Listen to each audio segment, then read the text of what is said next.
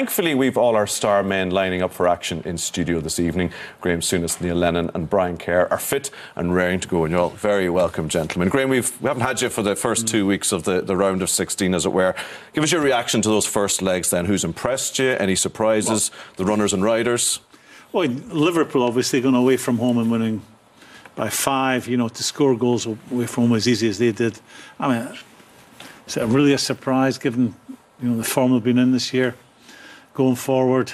I think Tottenham's result is a really good result. I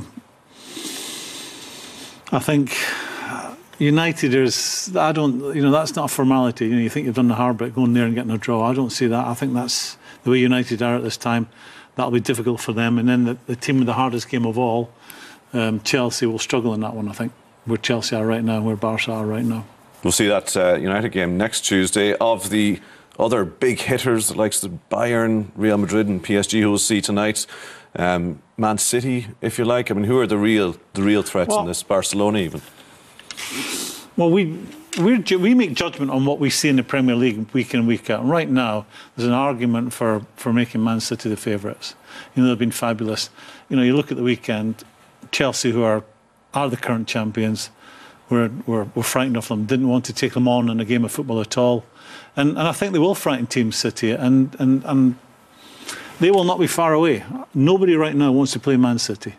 Bayern Munich, is it a key? You know, 20 points ahead in their league. I worry about the Bundesliga, how good it is beyond them and maybe 2 more teams. Or City are flying ahead in the Premier League.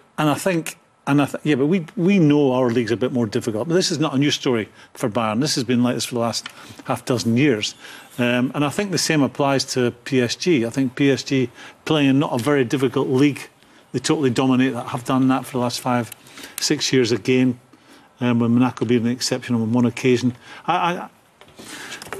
It's hard for me as I'm sitting here, and you didn't tell me you were going to ask that. I think it's hard to look beyond City, and that might surprise people. I think City are, you know, I was there at the weekend, saw them play Chelsea, and they fancy themselves right now against anybody. As Graeme says, Neil, City are the front runners, if you like. Certainly the bookmakers have them as favourites and have consistently throughout the last few months, and as those first legs were being played. Can you pick a team from the other sides, the other big hitters, that will challenge them? Yeah, I think Barcelona will.